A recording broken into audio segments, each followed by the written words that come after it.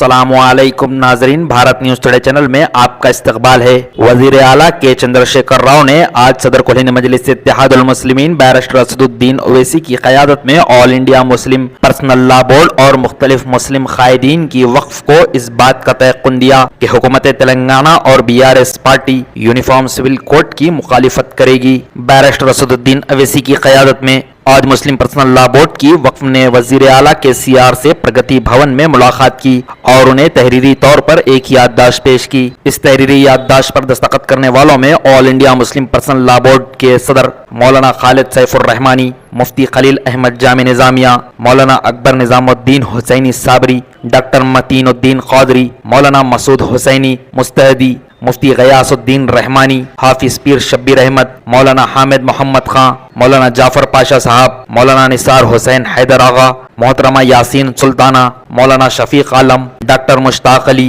मौलाना सैयद अहमद अली हुसैनी सईद कादरी, कायद मजलिस अकबरुद्दीन ओवैसी के अलावा खुद बैरिस्टर असदुद्दीन ओवैसी शामिल है।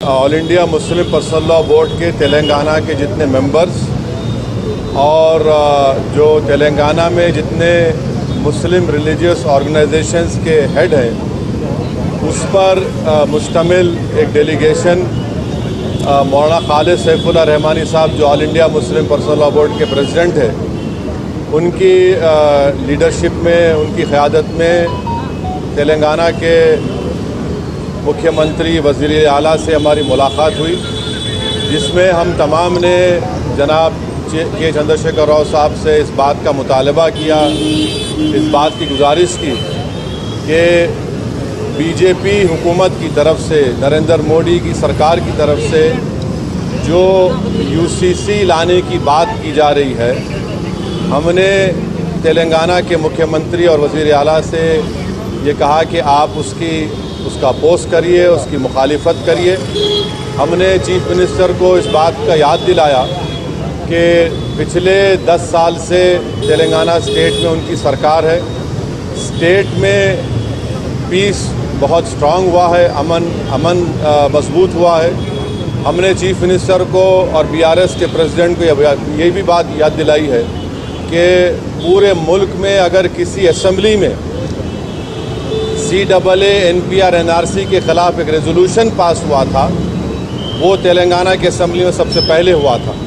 और हमने चीफ मिनिस्टर को अपने रिप्रेजेंटेशन में ये बात दिलाई कि जब CAA का रेजोल्यूशन तेलंगाना में असम्बली में पास हो रहा था तो उस वक्त BRS की हुकूमत ने, सरकार ने उस रेजोल्यूशन में प्लुरलिज्म और सेकुलरिज्म की बात की। तो हमने चीफ मिनिस्टर को ये बावर किया, ये इम्प्रेस किया कि UCC हमारे देश के प्लुरलिज्म के लिए एक अच्छी बात नहीं है, सेकुलरिज्म के लिए अच्छी बात नहीं है।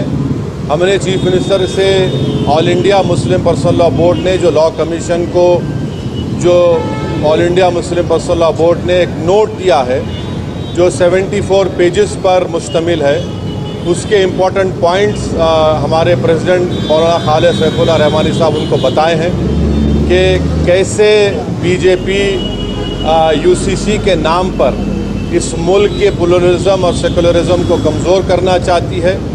हमने BRS के प्रेसिडेंट, वो तेलंगाना के चीफ मिनिस्टर को भी बताया कि सिर्फ ये मुस्लिम माइनॉरिटी का मसला नहीं, ये क्रिश्चियंस का भी मसला है।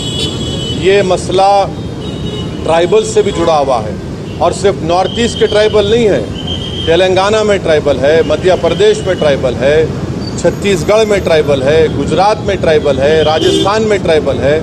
उनका एक कल्चर है और उसका तहफ़्फ़ुज़ करना, और ये सिर्फ ट्राइबल नहीं बल्कि हमारे हिंदू भाइयों के लिए भी ये चीज़ अच्छी नहीं होगी, क्योंकि हिंदू अनडिवाइडेड फैमिली के तहत 3000 करोड़ का टैक्स रिबेट हमारे हिंदू भाइयों को मिलता है। 2015 के इनकम टैक्स के फिगर्स हैं, और अगर UCC आएगा तो Hindu succession act, Hindu marriage act, ये तमाम चीज़ें ख़त्म हो जाएंगी।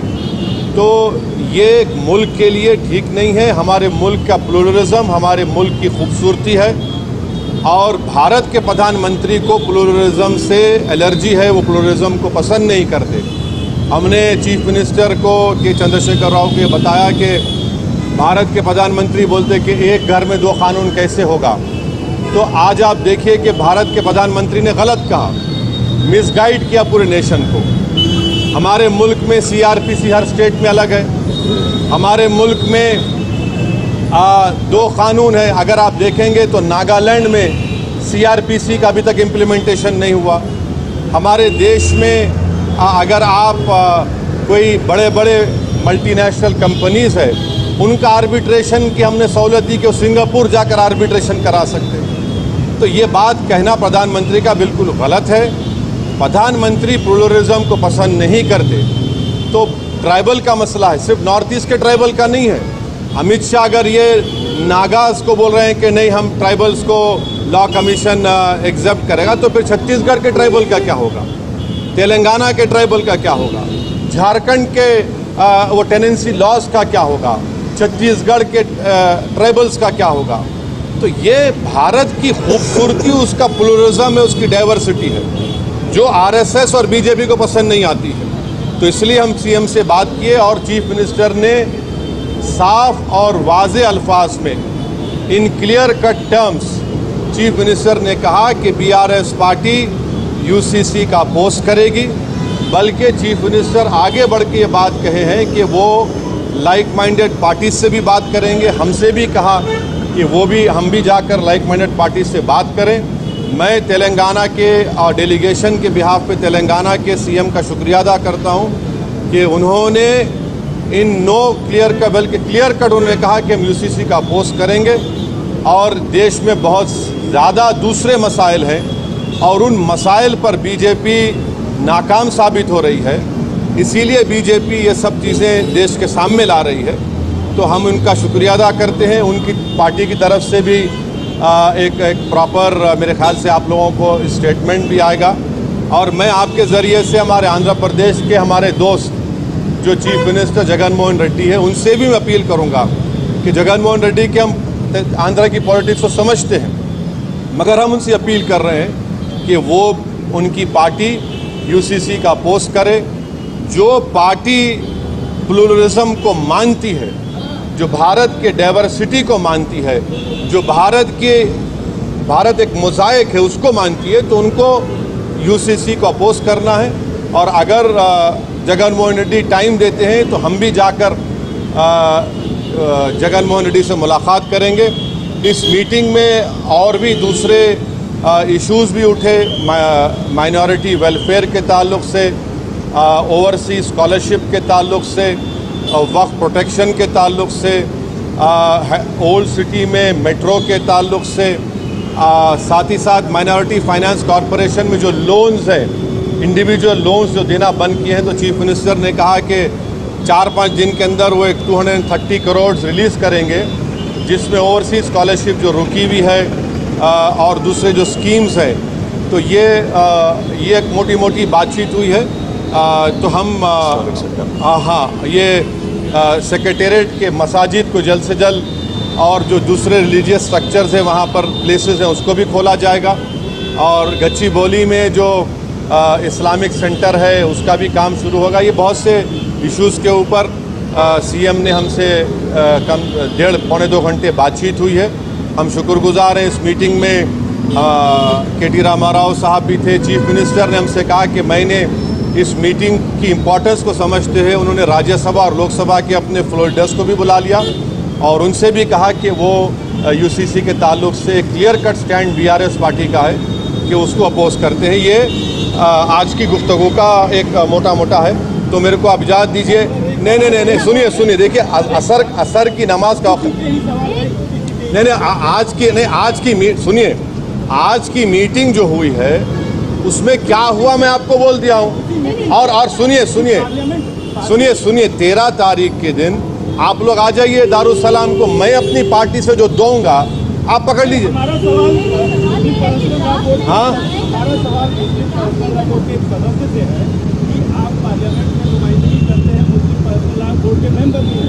तो क्या मुस्लिम पर्सनल लॉ बोर्ड ने कुछ ऐसा सेटअप किया है या कुछ ऐसी व्यवस्था की है कि जो लाइक माइंडेड लोग हैं, जो मुस्लिम का विरोध करते हैं, उनको नामजद किया जाए और जो और सदस्य हैं, जो और सियासी पार्टियां हैं, उनके लिए कोई नहीं सुनिए नहीं देखिए सबसे पहली बात तो ये है कि मैं मुस्लिम पर्सनल लॉ बोर्ड का स्पोक्स पर्सन नहीं हूँ।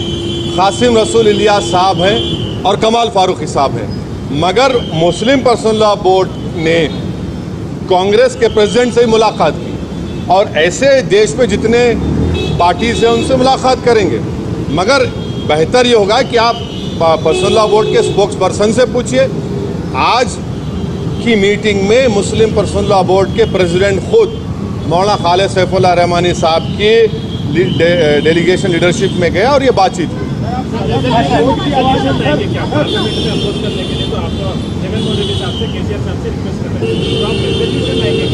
नहीं अभी देखिए ये क्या होगा, क्या करना है, ये वक्त बताएगा। अभी जो बातचीत हुई है वो मैं आपसे शेयर कर रहा हूँ।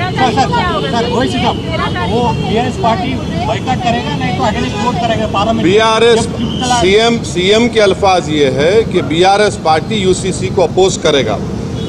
इसीलिए सीएम ने कहा कि मैंने इस मीटिंग की इम्पोर्टेंस को समझते हुए अपने दोनों राज्यसभा लोकसभा के फ्लो लीडर्स को बुलाया हूँ।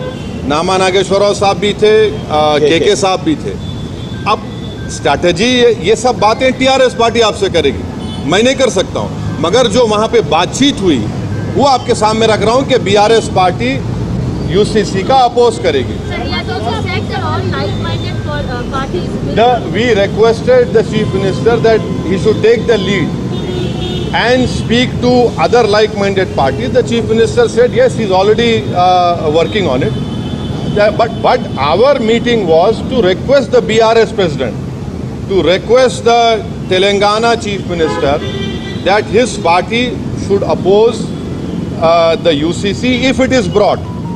If it is brought, we don't know. We don't know what BJP Modi will do, because in Madhya Pradesh the tribals are up in arms. In Chhattisgarh the tribals are angry. It is not only northeast tribals. It is everywhere wherever tribals are there, because they have their own customs. The Christian community of all denominations is opposing. The Sikhs, I have read the statement today of Shiromani Gurdwara Prabandhak Committee. They are also opposing. There is no consensus on it apart from BJP's insisting on.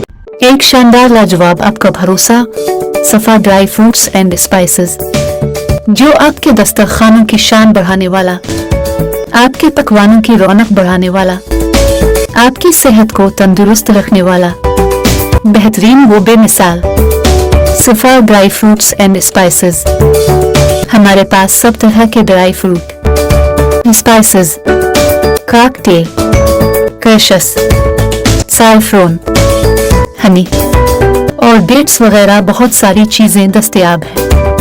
याद रहे हमारा पता 4 मीनार के नजदीक, चौमीला palace के करीब, मुर्गी चौक, खुर्शीद जा कमान, हैदराबाद।